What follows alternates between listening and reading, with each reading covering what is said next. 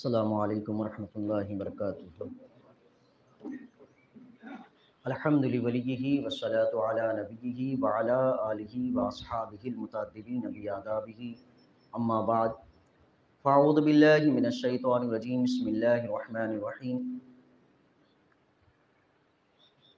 یا ایھا الذین آمنوا لا تقدموا بین یدی اللہ ورسولہ واتقوا اللہ ان اللہ سمیع علیم، صدق اللہ العظیم۔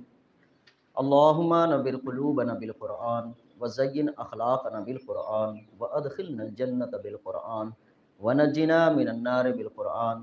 قال اللہ تبارک وتعالی فی شان حبیبی وعظمت رسولی، ان اللہ وملائکتہ یصلون علی النبی یا ایھا الذین آمنوا صلوا علیہ وسلموا تسلیما۔ اللہم صل وسلم بارک علی محمد معدن الجود والکرم وآلہ وبارک وسلم صلاۃ وسلام علیک یا رسول اللہ صلی اللہ تعالی علیہ وسلم۔ ادب گاہے سے زیر آسماں از عرش نازک تر، نفس گم کردہ می آیت جنید و با یزید اینجا۔ حرم کی زمین اور قدم رکھ کے چلنا، ارے سر کا موقع ہے او جانے والے۔ معزز سامعین، آج کی گفتگو آداب بارگاہ رسالت مآب صلی اللہ علیہ وسلم۔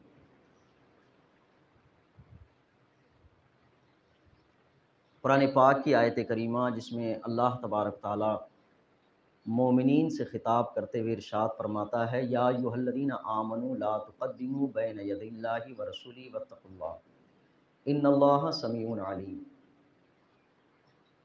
اے ایمان والو، اللہ اور اس کے رسول کے کاموں سے آگے اپنے آپ کو نہ کرو، اور اللہ سے ڈرو، بے شک اللہ سنتا اور جاننے والا ہے۔ قرآن پاک میں اللہ تبارک تعالیٰ نے ایمان والوں سے کئی جہتوں سے خطاب فرمایا۔ ایمان لانے سے متعلق یا ایھا الذین آمنوا آمنوا باللہ ورسولہ، عمل سے متعلق کہ جب کوئی عمل کا حکم ہو تو ایمان والوں سے خطاب فرمایا کہ ایمان والوں تمہارے لیے یہ حکم ہے۔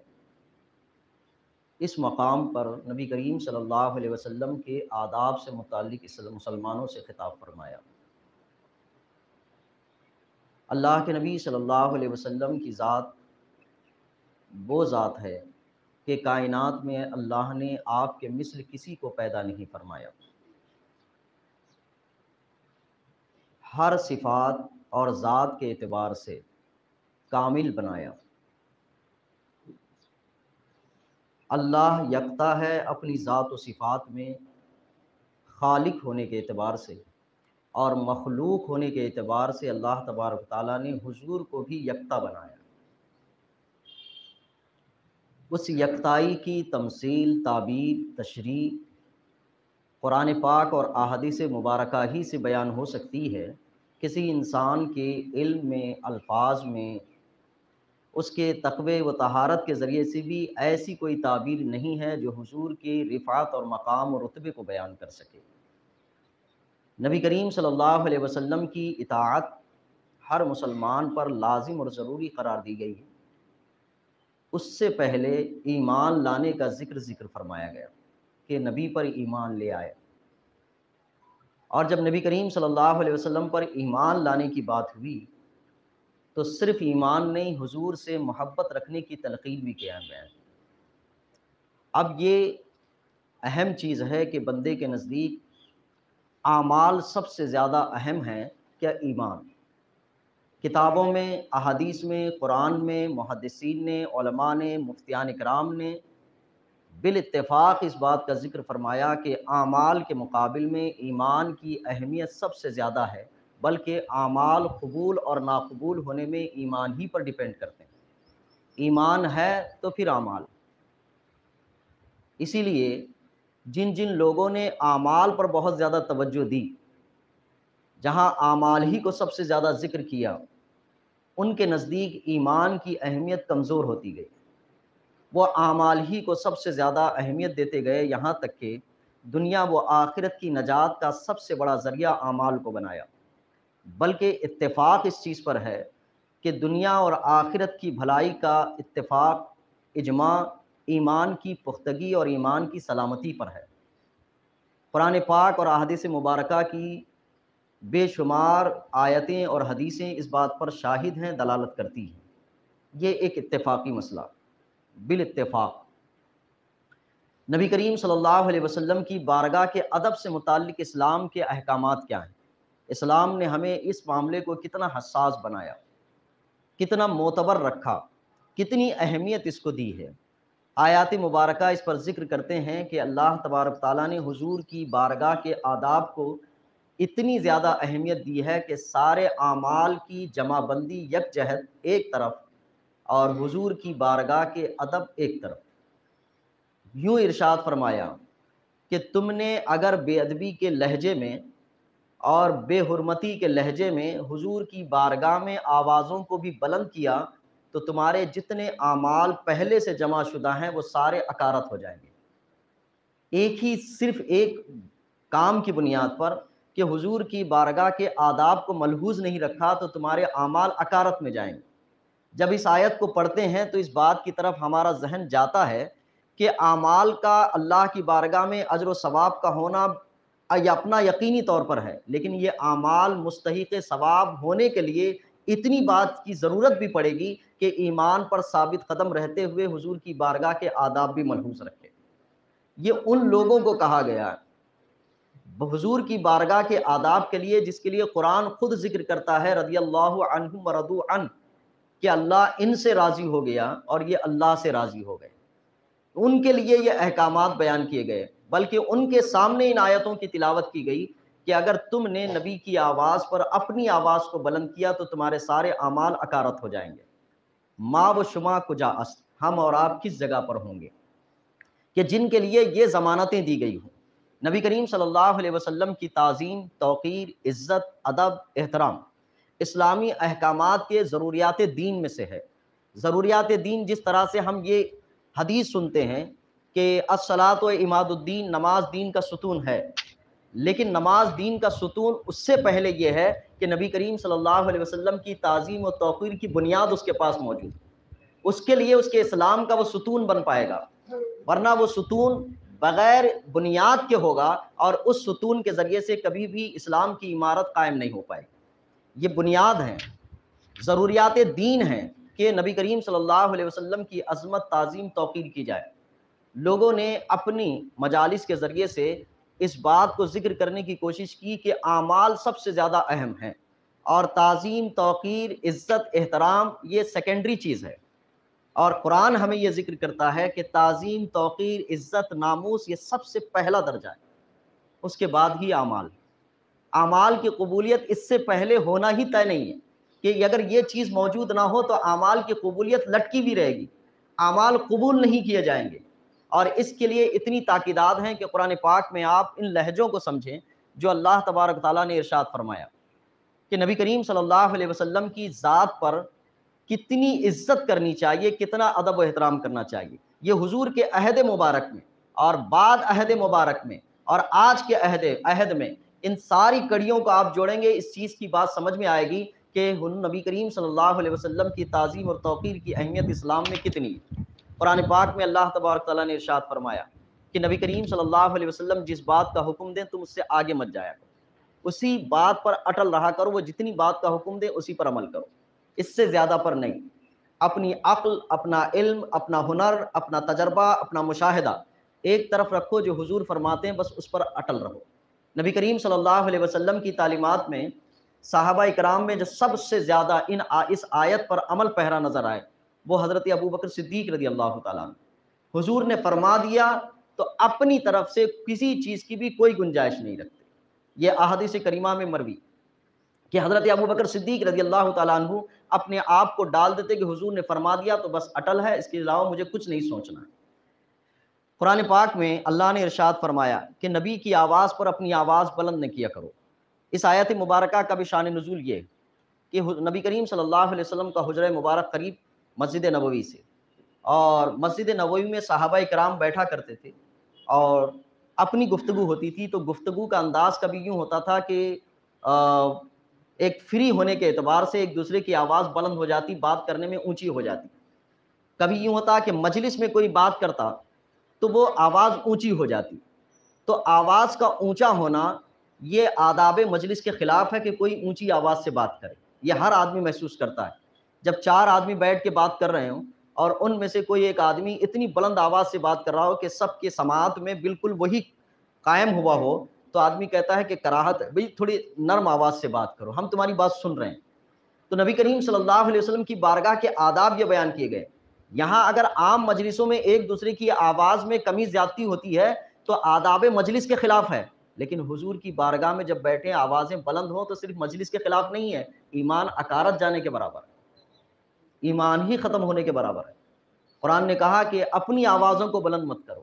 اس آیت مبارکہ کے نزول کے بعد ایک صحابی تھے، انہوں نے حضور کی مجلس میں آنا بند کر دیا۔ جب آنا بند کر دیا، حضور کی مجلس میں نہیں آتے ہیں۔ اللہ کے رسول صلی اللہ علیہ وسلم نے ان سے کہا، ان سے بلوا بھیجا کہ وہ آتے نہیں ہیں، کیا بات ہے؟ تو انہوں نے ذکر کیا کہ قرآن کی آیت نازل ہوئی ہے کہ اپنی آوازوں کو حضور کی آواز پر بلند نہ کرو، اور فطرتاً ان کی آواز بلند تھی۔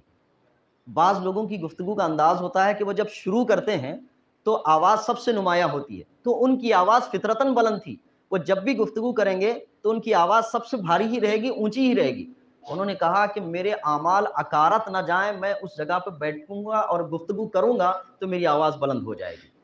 تو اللہ کے رسول صلی اللہ علیہ وسلم کو معلوم ہوا، ارشاد فرمایا، بلایا، کہا یہ آپ کے لیے نہیں ہے، یہ حکم آپ کے لیے نہیں۔ جو فطرتاً جن کی آواز بلند ہے، آواز بلند کرنے کے مفہوم اور معنی کو بھی ہم سمجھ سکتے ہیں کہ آواز بلند کرنے کی ممانعت کس حیثیت سے ہے۔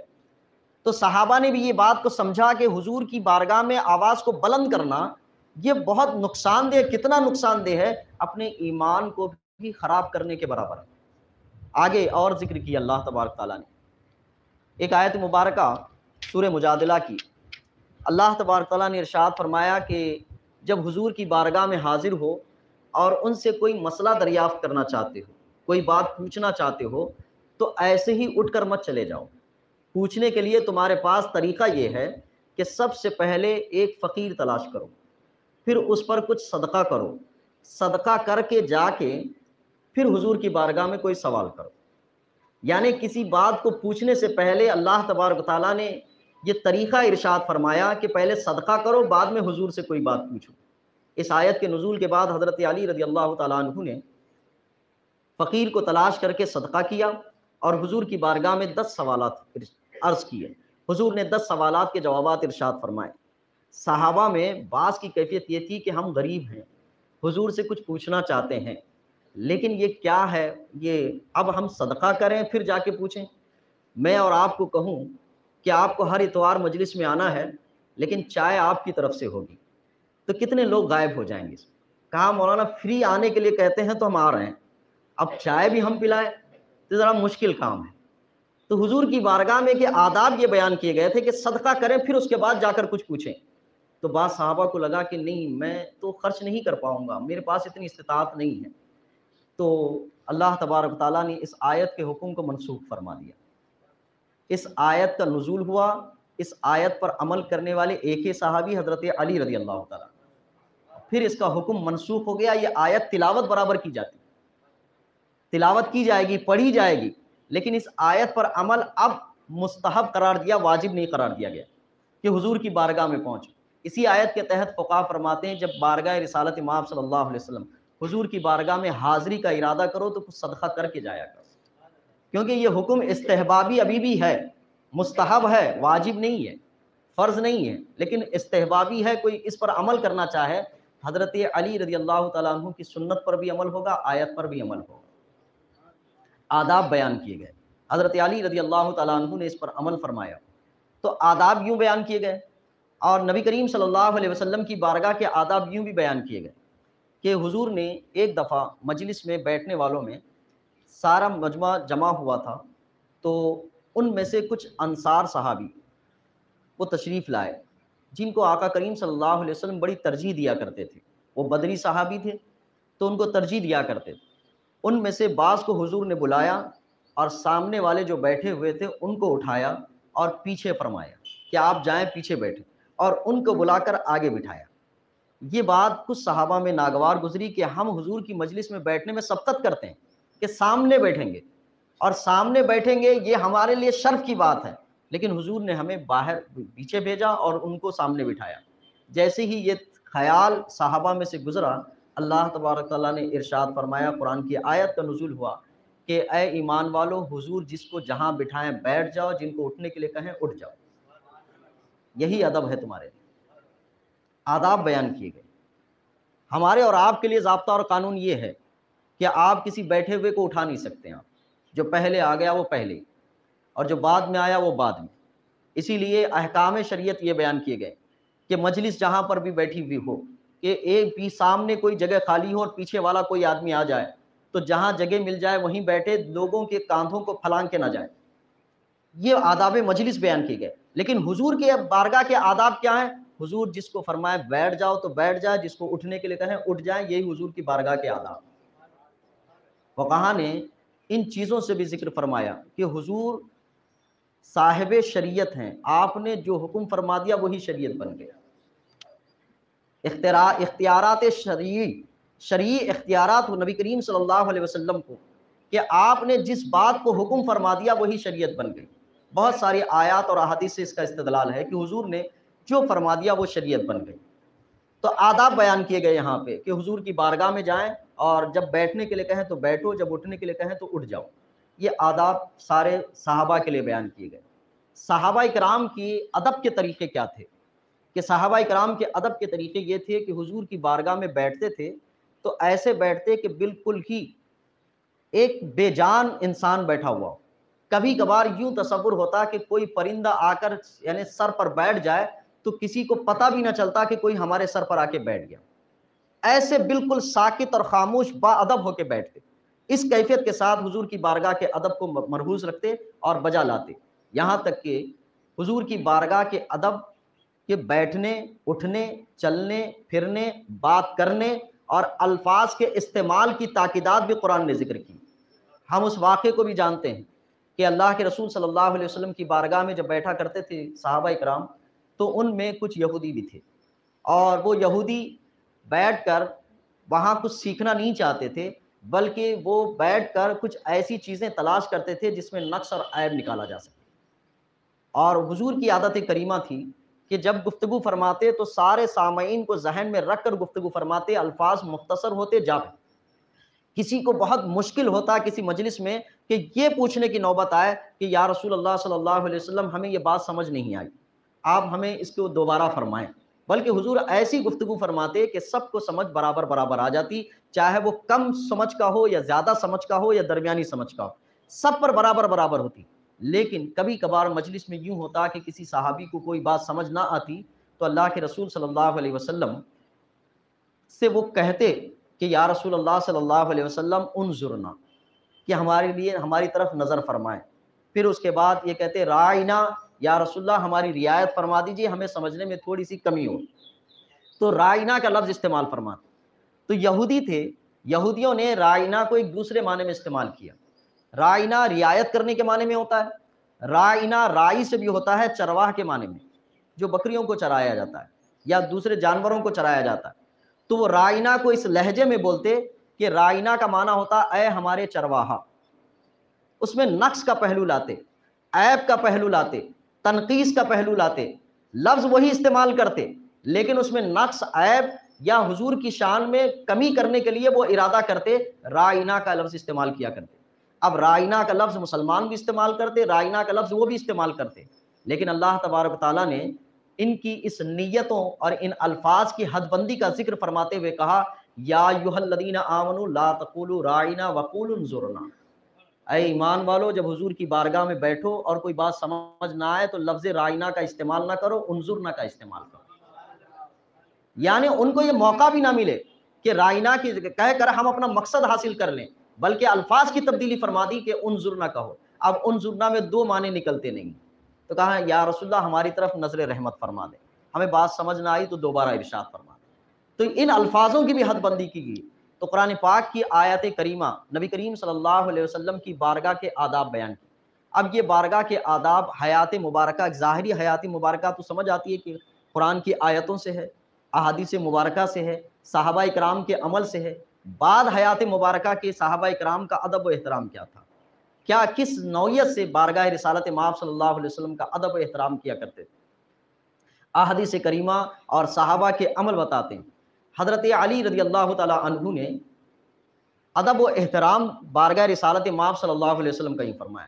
جب فتنے زیادہ ہونے لگے تھے تو آپ نے دارالخلافہ مدینہ سے منتقل کر کے کوفہ کی طرف کیا، اور آپ نے ذکر فرمایا تھا کہ فتنے زیادہ ہو گئے ہیں کہ یہاں بارگاہ رسالت مآب صلی اللہ علیہ وسلم کے ادب اب ملحوظ نہیں رہ رہے، تو آپ نے دارالخلافہ کو منتقل فرمایا۔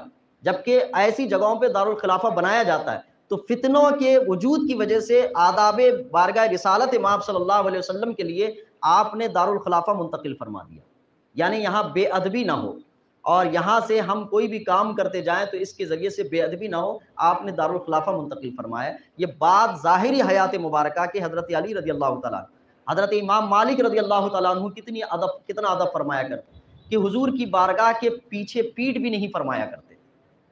یہ ادب تھا، اور آپ کے ادب کا خلاصہ یہ تھا کہ آپ نے زندگی بھر مدینہ سے نکلنے کا کبھی ارادہ نہیں فرمایا سوائے ایک حج کے، اور کیفیت یہ تھی کہ حضور کے شہر میں رہنے اور حضور کے شہر میں مرنے کی یہ تمنا تھی کہ حضرت امام مالک رضی اللہ تعالیٰ عنہ جب اپنی ضروریات کی تکمیل کے لیے مدینہ سے باہر نکلتے تو کیفیت یوں بیان کی جاتی کہ مدینہ کے حدود کے جب نکلتے تو قدم کو بہت آہستہ آہستہ رکھتے، اور جب مدینہ کے حدود ختم ہوتے باہر نکلتے تو تیزی سے قدم بڑھاتے اور فوراً کام مکمل کرتے، فوراً مدینہ میں داخل ہوتے، اور یہ ارادہ کرتے کہ اگر موت بھی آئے تو مجھے مدینہ کی سرحد میں آ جائے، بعد حیات بھی۔ یہ کیفیت تھی آداب بارگاہ رسالت مآب صلی اللہ علیہ وسلم۔ اب یہ تو بات ہوتی ہے کہ مسلمانوں کے لیے حضور کی بارگاہ کے آداب، کیا غیر مسلم بھی حضور کی بارگاہ کے آداب کریں؟ اس میں بھی آیت مبارکہ اور احادیث مبارکہ ذکر کی گئی ہیں کہ انہیں بھی اس بارگاہ کا ادب کرنا ہے۔ وجہ بارگاہ رسالت مآب صلی اللہ علیہ وسلم کے ادب کیوں کرنا ہے؟ آپ اور ہم اس کو جانتے ہیں کہ ہر انسان کی فطرت اللہ نے جس انداز سے بنائی ہے وہ ہر ریسپیکٹ والی چیز کو ریسپیکٹ کرے، اس طرح سے اس کی صفت کو بنایا ہے، اس کی حیثیت کو بنایا ہے، انسان کو اس طرح سے بنایا کہ جو قابل ریسپیکٹ چیز ہے، جو قابل عزت چیز ہے، اس کی عزت کی جانی چاہیے۔ کافروں کے یا غیر مسلموں کو بھی نبی کریم صلی اللہ علیہ وسلم کی بارگاہ کے آداب بیان کیے گئے، ان کو بھی ذکر کیا گیا ہے۔ قرآن پاک اور احادیث کریمہ میں اس کی مثالیں ملتی ہیں۔ اللہ کے رسول صلی اللہ علیہ وسلم کی بارگاہ میں ایک شخص قیدی بنا کر لایا گیا، غالباً ثمامہ ہے۔ یہ ایک یمامہ کے ایک بہت بڑے قبیلے کا سردار ہے، جنگ کے میدان میں گرفتار ہوا، قیدی بنایا گیا۔ صحابہ اکرام نے قیدی بنا کر اس کو لا کے مسجد نبوی کے ایک ستون سے باندھ دیا۔ اللہ کے رسول صلی اللہ علیہ وسلم مسجد نبوی میں تشریف لائے، دیکھا، دیکھنے کے بعد کہا کہ ثمامہ ہے؟ تو کہا ہاں ثمامہ ہے۔ کہا کیا حالت ہے؟ تو ثمامہ ایک قبیلے کا سردار تھا، وہ اسلام سے نفرت کرتا تھا، حضور اس کو ناپسند کرتا تھا، مدینے کی سرزمین کے متعلق اس کا خود کا کہنا تھا کہ پوری دنیا میں سب سے بری جگہ اگر کوئی ہے تو وہ مدینہ کی زمین، وہ اس طرح سے سوچ رکھتا تھا۔ اپنی پاداش میں قیدی بنا کر لایا گیا۔ اللہ کے رسول صلی اللہ علیہ وسلم نے دیکھا، پوچھا کیا حالت ہے؟ تو کہا کہ میں آپ کے ساتھ 3 شرطیں رکھتا ہوں، ان 3 شرطوں میں سے کوئی شرط پر آپ عمل کریں، یا تو آپ مجھے قتل کر دیں، اگر مجھے آپ قتل کریں گے میرا قتل رائے گا نہیں جائے گا، میں بہت بڑے قبیلے کا سردار ہوں، میں اور میرے قبیلے والے میرے قتل کا قصاص ضرور لیں گے اور نقصان پہنچائیں گے آپ کو، میرا قتل رائے گا نہیں جائے گا۔ دوسرا یہ کہ آپ مجھ سے کوئی ٹیکس اور جزیہ لے لیں، میں بہت بڑے قبیلے کا سردار ہوں، آپ کو نا امید نہیں کروں گا، بہت اچھی رقم دوں گا اپنی جان کے بدلے میں۔ اور تیسرا یہ کہ آپ نے اگر بلا معاوضہ مجھے چھوڑ دیا تو میں قبیلے کا سردار ہوں، احسان فراموش نہیں رہوں گا، اس احسان کے بدلے میں بھی کوئی احسان کروں گا۔ یہ 3 باتیں اس نے حضور سے کہی۔ جس کا عقیدہ اور سوچ و فکر اسلام سے نفرت، مسلمانوں سے دشمنی، حضور سے محبت نہیں، مدینے سے محبت نہیں، یہ کیفیت کے ساتھ اس کی زندگی کا خلاصہ ہے۔ اللہ کے رسول صلی اللہ علیہ وسلم مسکرائے، مسجد نبوی میں نماز ادا ہوئی، دوسرے دن حضور تشریف لاتے ہیں، پھر ثمامہ سے پوچھتے ہیں کیا کیفیت ہے؟ وہی کیفیت، وہی 3 باتیں، یا تو قتل کر دو، یا جزیہ لے کر چھوڑ دو، یا بلا معاوضہ چھوڑ دو، تینوں معاملے میں آپ پر کوئی جو ہے چیز نہیں چھوڑوں گا۔ پھر نبی کریم صلی اللہ علیہ وسلم مسکرائے، پھر چل دیے۔ تیسرے دن کی کیفیت ہے، حضور تشریف لائے، ثمامہ سے پوچھا کیا کیفیت ہے؟ وہی 3 باتیں پھر دہرائی، یا تو قتل کر دو، یا جزیہ لے لو، یا بلا معاوضہ رہائی کر دو تو میں احسان نہیں چھوڑوں گا، احسان کا بدلہ دوں گا۔ اللہ کے رسول صلی اللہ علیہ وسلم نے ارشاد فرمایا صحابہ سے ان کی ہتھکڑیاں کھول دو، انہیں بلا معاوضہ چھوڑ دیا جائے۔ جب وہ ثمامہ نکلے، مدینہ کی سرحدوں سے باہر ہوئے، تو اپنی کیفیت ذکر کرتے ہیں کہ ایک ایک قدم بوجھل ہونے لگا۔ مدینہ میں جب تک تھا تو ایک ایک قدم آسان سے تھا، جب مدینے سے باہر نکلا تو ایک ایک قدم بوجھل ہونے لگا، جیسے لگتا ہے کہ پورے پاؤں بھاری ہو گئے۔ دل مائل ہوا، کہا کہ جس نبی نے 3 دن تک میرے ساتھ یہ سلوک کیا ہے، اس نبی کے در کو چھوڑ کے جانا تو اچھی بات نہیں۔ واپس پلٹے، حضور کی بارگاہ میں آئے، عرض کیے کہ یا رسول اللہ اپنی غلامی میں شامل کر دی۔ نبی کریم صلی اللہ علیہ وسلم کے سخت دشمن، اور یہ بعد میں کہا تھا یا رسول اللہ آج سے پہلے مدینہ سب سے بری جگہ تھی میرے پاس، لیکن آج کے بعد دنیا کی سب سے اچھی جگہ مدینہ شریف۔ نبی کریم صلی اللہ علیہ وسلم پلٹے تھے۔ یہ بہت سارے وہ لوگ تھے نبی کریم صلی اللہ علیہ وسلم کی شان میں بے ادبیاں خوب کیا کرتے تھے۔ اللہ کے رسول صلی اللہ علیہ وسلم نے حضور کی شان میں اور اسلام کے خلاف جن لوگوں نے دشمنی رکھی ہے وہ 3 طرح کے لوگ ہیں۔ ایک وہ ہیں کہ جن سے اللہ کے رسول صلی اللہ علیہ وسلم نے لڑائی فرمائی، ان کو قتل کرنے کا حکم دیا، چھوڑنے کا حکم نہیں دیا۔ دوسرے وہ ہیں جن کو اللہ کے رسول صلی اللہ علیہ وسلم نے معاف فرما دیا۔ تیسرے وہ ہیں کہ جن کو اللہ کے رسول صلی اللہ علیہ وسلم نے کچھ نہیں فرمایا، چھوڑ دیا ویسے۔ یہ 3 طرح کے لوگ آپ اس میں شامل کر لیں تو بعض کو ٹیکس اور جزیہ لے کر چھوڑ دیا۔ 3 طرح کے لوگ آپ کو احادیث کریمہ میں یہ 3 طرح کے واقعات ملیں گے۔ بعض کو حضور نے قتل فرما دیا، اور بعض کو کچھ لے کر چھوڑ دیا، اور بعض کو ایسے ہی معاف کر دیا۔ یہ 3 طرح کی چیزیں آپ کو احادیث کریمہ میں ملیں گی۔ اللہ کے رسول صلی اللہ علیہ وسلم نے فتح مکہ کے دن اعلان فرما دیا تھا لا تثریب علیکم الیوم، آج کسی سے کوئی باس پرس نہیں ہوگی، آج کسی سے کوئی حساب نہیں لیا جائے گا، آج کسی سے مواخذہ نہیں ہوگا۔ سب ڈرے ہوئے تھے، سہمے ہوئے تھے، اور سب انتظار میں تھے۔ مکہ کی سرزمین پر رہتے ہوئے حضور کو بڑی تکلیفیں دی تھی، بڑی اذیتیں پہنچائی تھی، خاندانی اعتبار سے پہنچائی تھی، گھریلو اعتبار سے پہنچائی تھی، ذاتی اعتبار سے پہنچائی تھی، ان کے دین کے اعتبار سے پہنچائی تھی، مالی اعتبار سے پہنچائی تھی۔ اب تو بدلے کا دن ہے، حضور اب پوری شاہانہ اعتبار سے داخل مکہ ہو رہے ہیں، آج ایک ایک سے چن چن کر بدلہ لیں گے۔ لیکن میرے حضور نے ایسے موقع پر ارشاد فرمایا تھا لا تثریب علیکم الیوم، آج تم سے کوئی باس پرس نہیں ہوگی۔ یہ اعلان عام تھا۔ حرم شریف میں جو جائے گا وہ معاف کر دیا گیا، گھروں کے دروازے جو بند کر لے گا وہ معاف کر دیا گیا، ابو سفیان کے گھر میں جو جائے گا وہ معاف کر دیا گیا، ان کے لیے امان کا اعلان ہوا۔ لیکن بعض لوگوں کے لیے حضور نبی کریم صلی اللہ علیہ وسلم نے موسٹ وانٹڈ کی فہرست میں نام ذکر کیا کہ یہ لوگ ملیں گے، ان کو چھوڑا نہیں جائے گا، ان کو قتل کر دیا جائے گا۔ یہ اگر مکہ میں ملے قتل کر دیا جائے، مکہ کے باہر ملے قتل کر دیا جائے، حرم کعبہ میں ملیں گے تو بھی قتل کیا جائے گا، غلاف کعبہ کو پکڑے ہوئے ہوں گے تب بھی قتل کر دیا جائے گا۔ آقا کریم صلی اللہ علیہ وسلم نے اعلان فرمایا، اور ان اعلان کے بعد 3 شخصوں کو حرم کعبہ میں قتل کیا گیا، ان کے ناپاک خون کو حرم میں گرایا گیا۔ نبی کریم صلی اللہ علیہ وسلم کا اعلان تھا کہ ان کو جہاں پاؤ قتل کر دو، تو ان کے نام کی فہرست جاری ہوئی تھی، انہیں قتل کر دیا گیا تھا۔ اور وہ قتل کیے جانے میں وہ لوگ تھے جو نبی کریم صلی اللہ علیہ وسلم کی شان میں بڑی بے ادبیاں کیا کرتے تھے۔ اللہ کے نبی صلی اللہ علیہ وسلم کی شان میں ایک شخص وہ بھی تھے کعب بن زہیر، غالباً یہ صحابی تھے، ان کے نام کا بھی اعلان حضور نے فرمایا تھا کہ یہ بھی جہاں ملے ان کو بھی قتل کر دیں۔ کعب بن زہیر کے بھائی تھے، وہ اسلام لائے ہوئے تھے، انہوں نے ان کو خط لکھا کہ آؤ حضور کی بارگاہ میں معافی تلافی کر لو، یہ بڑے رحیم ہیں، بڑے کریم ہیں، یہ معاف کر دیتے ہیں۔ کہانی میرے نام کا تو اعلان ہو چکا ہے کہ مجھے جہاں چاہو قتل کر دو۔ کعب بن زہیر غالباً آئے حضور کی بارگاہ میں تو چہرہ چھپا کر آئے تھے، چہرہ چھپا کر آئے اور حضور کی بارگاہ میں آ کر عرض کرتے ہیں کہ یا رسول اللہ صلی اللہ علیہ وسلم، آپ نے فلاں فلاں کو جو ہے قتل کرنے کا حکم دیا ہے، اگر ان میں سے کوئی آئے اور آپ سے معافی تلافی کرے تو کیا آپ اسے معاف کر دیں گے؟ حضور نے فرمایا کعب آ گئے ہو تو معافی لے ہی لے لو۔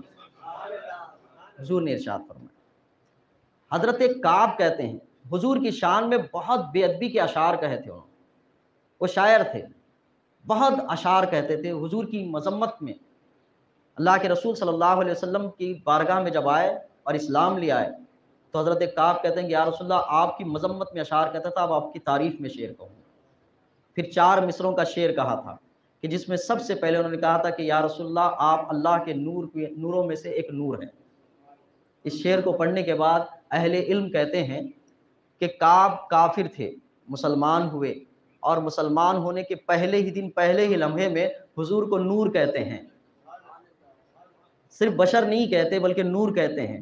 یہ کیا لوگ ہیں جو قرآن و حدیث صدیوں سے پڑھ رہے ہیں لیکن حضور کو نور ماننے کے لیے تیار نہیں، حضور کو نور نہیں کہتے، حضور کو کہتے ہیں کہ نور نہیں ہو سکتے۔ انہوں نے کون سا قرآن پڑھا ہے، کون سی حدیثیں پڑھی؟ وہ کافر تھے، مسلمان ہوئے، پہلے ہی دن میں کہتے ہیں کہ یا رسول اللہ آپ نور ہیں۔ پھر آپ نے کہا تھا آپ ہندوستان کی تلواروں میں سے ایک تلوار ہیں، تو اللہ کے رسول نے کہا کہ نہیں، ہندوستان کی تلواروں میں سے نہیں کہو، اللہ کی تلواروں میں سے ایک تلوار کہا۔ یہ شعر میں اصلاح فرما دی۔ ہندوستان کی تلوار اور لوہا اس زمانے میں بہت مشہور تھا، میرے ہند کا نام آیا تھا کعب کی زبان پر۔ تو اس وقت میں حضور نے ارشاد فرمایا، یہاں معاف فرمایا، وہاں قتل کروایا، اور سمامہ کو اللہ کے رسول صلی اللہ علیہ وسلم نے رہا فرما دیا۔ اب یہ بات ہے کہ حضور کی شان میں جو بے ادبی کرے اس کے حکم کے متعلق کیا حکم ہونا چاہیے؟ اسلام کا حکم تو صاف ستھرا ہے کہ جو نبی کی شان میں بے ادبی اور گستاخی کرے گا اس کو قتل کر دیا جائے، لیکن کون کرے؟ بادشاہ اسلام کرے، اسلامی سلطنت ہو، اسلامی بادشاہت ہو، تو وہاں یہ حکم جاری ہوگا، اور یہ حکم اٹل ہے۔ لوگ کہتے ہیں کہ بھئی قتل کیوں؟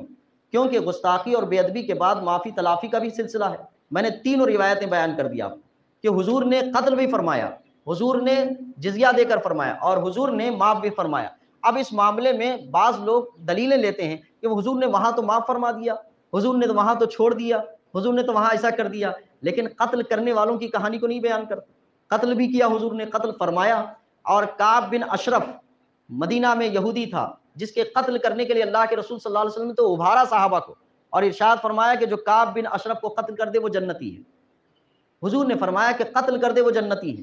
کعب بن اشرف کو قتل کرنے کے لیے جس صحابی نے اپنی ذمہ داری لی تھی، اور وہ رات کی تاریکی میں کعب بن اشرف کو قتل کر کے لوٹے تھے، تو اس کے قلعے سے نکلتے وقت آپ سیڑھیوں سے گر گئے تھے۔ یہ بخاری شریف کی حدیث ہے، باب المغازی میں اس کو ذکر کیا گیا ہے۔ کعب بن اشرف کو قتل کیے جانے میں جب وہ پلٹے تو سیڑھیوں سے گر گئے، تو ہڈی فریکچر ہو گئی، اور بڑی مشکل سے قلعے سے باہر نکلے، تو اپنا امامہ نکال کر اپنی ہڈیوں کو اپنے پیر کو باندھ لیا تھا کہ کسی طرح سے چلتے ہوئے اپنے قافلے تک پہنچے۔ اور جب حضور کی بارگاہ میں حاضر ہوئے تو خوشی سے اظہار کیا کہ یا رسول اللہ آپ نے جو مستحق دیا تھا میں اس کا مستحق ہوں، میں نے اس کو کعب بن اشرف کو قتل کر دیا ہے۔ اللہ کے رسول صلی اللہ علیہ وسلم نے داد تحسین عطا فرمائی تھی اور ارشاد فرمایا تھا۔ پھر اس کے بعد جب انہوں نے اپنا عذر پیش کیا کہ میں لنگڑا ہو گیا ہوں، تو نبی کریم صلی اللہ علیہ وسلم نے لعاب دہن لگایا تو ہڈی جڑ گئی تھی۔ یہ پہلی سرجری کہتے ہیں جس کو، کہ جڑ گئی تھی، اور اس کے بعد پیروں میں کبھی درد نہیں رہا تھا، تو وہاں ابھارا بھی تھا۔ جو لوگ بخاری شریف پڑھتے ہیں وہ ان کو بھی پڑھیں اور اس میں سے دیکھیں کہ اللہ کے رسول صلی اللہ علیہ وسلم نے ابھارا تھا، تو ابھارنے کی کیفیت اس میں فقہائے کرام فرماتے ہیں جس شخص کی جب کوئی بے عزتی ہوتی ہے تو اس معاف کرنے کا حق اسی کو ہے، دوسرے کو حق نہیں۔ اس لیے کہ جو نبی کی شان میں گستاخی کرے، بے ادبی کرے، اس کو قتل کا حکم کیوں ہے؟ اس لیے کہ معاف کرنے کا حکم حضور کو ہے۔ اگر حضور نے معاف کیا تو ٹھیک، لیکن معاف کرنے کا تو اب موقع ہی نہیں ہے۔ اب تو ایک ہی حکم باقی رہ جاتا ہے، وہ ہے قتل کرنا، ایک ہی حکم باقی رہ جاتا ہے۔ اسی لیے فقہائے کرام فرماتے ہیں کہ قتل کر دیا جائے۔ اور بے ادبی کا معاملہ اس وجہ سے بھی ہے کہ بے ادب آدمی وہ جب پلٹتا ہے تو اس میں سمٹمز باقی رہ جاتے ہیں، کیونکہ وہ پوری طرح سے آمادہ نہیں ہوتا، دوبارہ واپس آ سکتا ہے۔ اسی وجہ سے اس کے پورے کو صاف کرنے کے لیے اس کو قتل کر دیا جائے۔ جس طرح سے کہتے ہیں کہ جب شوگر بڑھ جائے، لیول بہت زیادہ بڑھ جائے اور اس سے پورے جسم کو نقصان پہنچتا ہو، تو پیر یا کوئی حصہ کاٹ دیا جاتا ہے تاکہ وہ علاج ٹھیک ہو۔ تو علاج کے ٹھیک ہونے کے اعتبار سے بھی اس کو قتل کرنے کا حکم دیا گیا تاکہ اس کے اثرات دوسرے میں نہ پھیلے اور دوسرے میں اس کے اثرات نہ آئیں۔ اس وجہ سے بھی صرف معافی تلافی سے کام نہیں، اس کے اثرات تو دوسرے کے پاس جاتے رہیں گے۔ اور یہ بات اہم ہے کہ اس ذات پر نقص اور عیب نکالنا جس کو اللہ تبارک تعالیٰ نے کائنات میں سب سے زیادہ بے مثل بنایا ہوا ہے، اس کی عقل ماری گئی کہ اس نے اپنی عقل کا استعمال بھی نہیں کیا، کہ عقل ماری گئی کہ اس نے اتنی حسین اور اتنی خوبصورت، اتنی بے مثال، بے نقص اور عیب والی ذات کو کہ اس نے عیب لگایا ہے، اس کی عقل بھی ماری گئی، اس کی عقل سلامت نہیں۔ اور بے عقل لوگوں کے ساتھ سلوک کیا ہونا چاہیے، احکام بیان کیے گئے۔ تو آداب بارگاہ رسالت مآب صلی اللہ علیہ وسلم مسلمانوں کے لیے بھی بیان کیے گئے، غیر مسلموں کے لیے بیان کیے۔ عقل بھی یہ کہتی ہے کہ عیب کس پر لگایا جائے۔ آج تو صورتحال یہ ہے کہ جس لیڈر کا جو ماننے والا ہے، اس لیڈر کے بارے میں کوئی عیب نکالے تو اس کو برداشت نہیں ہوتا ہے۔ اگر کوئی مرید ہے تو اپنے پیر پر عیب نکالے وہ برداشت نہیں کرتا، کوئی شاگرد ہے اپنے استاد پر عیب نکالے برداشت نہیں کرتا، کوئی بیٹا ہے اپنے باپ پر عیب نکالے برداشت نہیں کرتا، جبکہ سارے لوگ عیب سے جڑے ہوئے ہیں۔ सारों में नक्स है, सारों में उयूब कसरत से भरे हुए हैं, और कोई इंसान ऐब से खाली नहीं, नक्स से खाली नहीं, और अपनी कमियों से खाली नहीं। और वो ज़ात जिसको अल्लाह तबारक ताला ने बेऐब और नक्स पैदा फरमाया, उसमें अक्स नक्स और ऐब निकालना और उनमें बुराई तलाश करना, ये उसकी अक्ल मारे जाने के बराबर। तो कत्ल करने का हुक्म अक्ल के एतबार से भी दुरुस्त है, कानून के एतबार से भी दुरुस्त है, शरीयत और इस्लाम के एतबार से भी दुरुस्त है। आदाब बारगाह रिसालत को अल्लाह तबारक ताला ने बयान फरमाया कि हुजूर की बारगाह के ये आदाब हैं, मुसलमानों के लिए भी बयान फरमाया, गैर मुस्लिमों के लिए भी बयान फरमाया, इंसानियत के लिए बयान फरमाया। फुकहा फरमाते हैं दुनिया का सबसे बुरा शख्स वो है कि जो किसी नबी के हाथ से कत्ल किया जाए, या दुनिया का सबसे बुरा शख्स वो है जिसने किसी नबी को कत्ल किया हो। और कत्ल किया जाना और किसी नबी पर ऐब लगाना दोनों करीब करीब बराबर है। ऐब लगाना दुनिया का सबसे बुरा शख्स वो है, इसलिए कि उसकी अक्ल में अच्छाई का मियार नहीं है, वो सबसे अच्छी चीज पर नक्स और ऐब लगाता है, और सबसे अच्छी चीज पर नक्स और ऐब लगाना बेअक्ली लोगों का काम, कि बेअक्ल जिनके पास अक्ल और शूर नहीं होता है। और इससे बड़ी बात यह है कि उसको अपने आप को अक्ल और शूर वाला माने, या और बेवकूफ़ी वाला काम कि मैं बहुत ज़्यादा अक्ल वाला हूँ। आदाब बारगाह रिसालत इमाम सल्लल्लाहु अलैहि वसल्लम, कुरान पाक की चंद आयतों को मैंने जिक्र किया कि अल्लाह की बारगाह में हुजूर का कितना अदब है।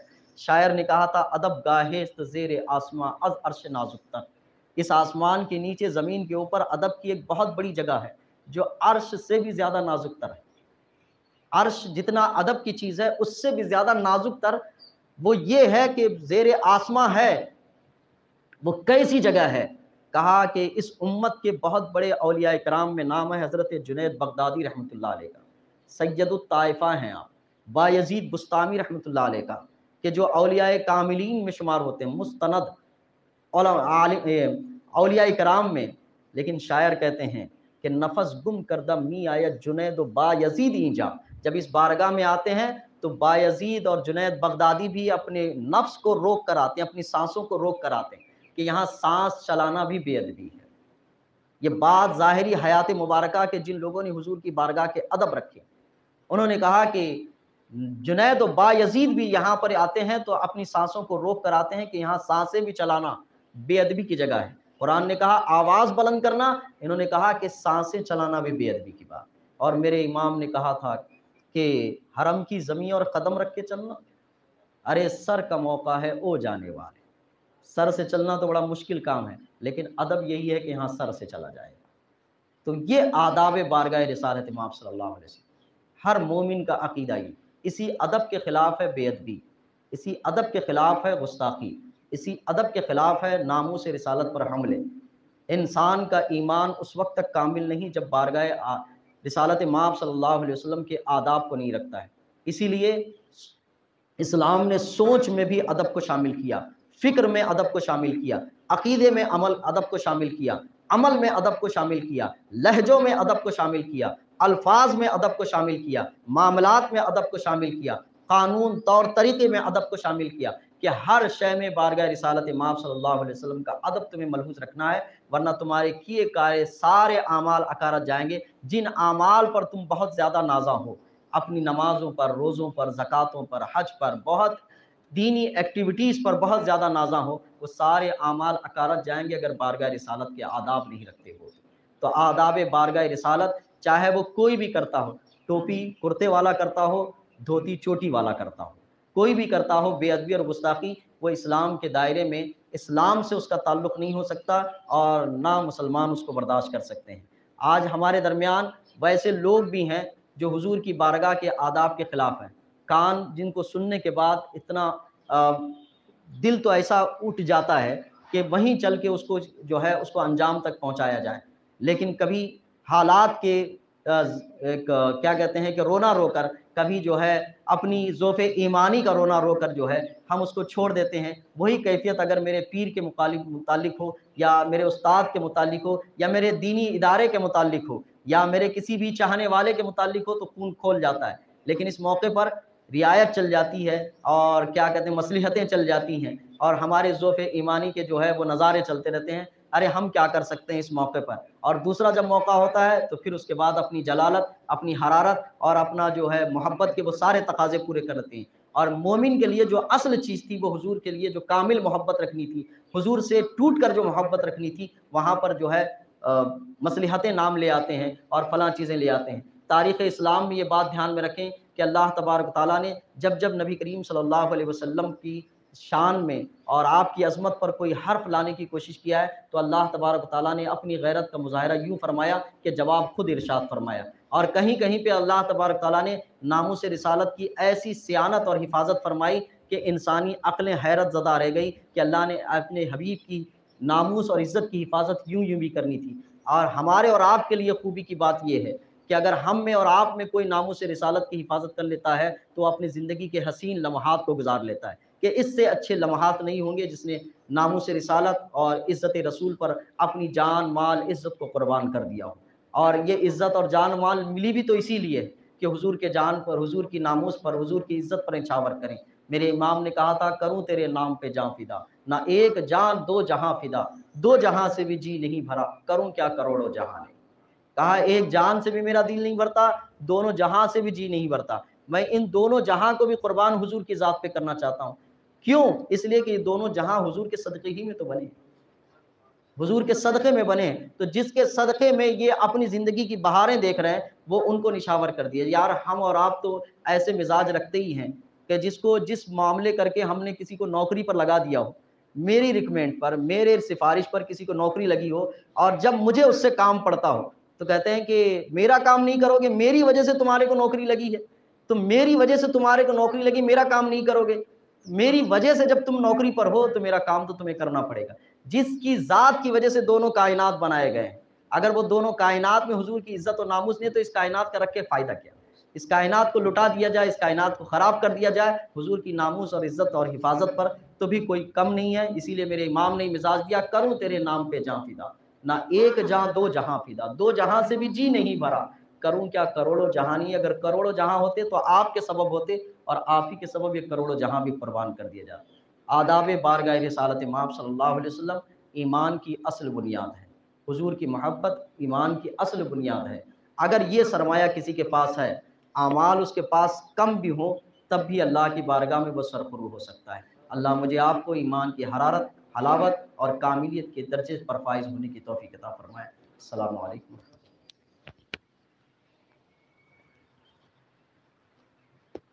السلام علیکم ورحمۃ اللہ۔ اعلان سماعت فرما دیں کہ انشاءاللہ آئندہ ہفتے تو رمضان المبارک رہے گا، مگر آپ تمامی حضرات اسی طریقے سے آتے رہیں۔ رمضان شریف کے اندر بھی یہ سلسلہ علم مذاکرہ جاری رہے گا، اور انشاءاللہ اس میں تو اجر و ثواب اور بڑھ جاتا ہے۔ آپ خود بھی آئیں، دوست احباب کو بھی لانے کی کوشش کرتے رہیں۔ صلاۃ و سلام کے لیے کھڑے ہو جائیں۔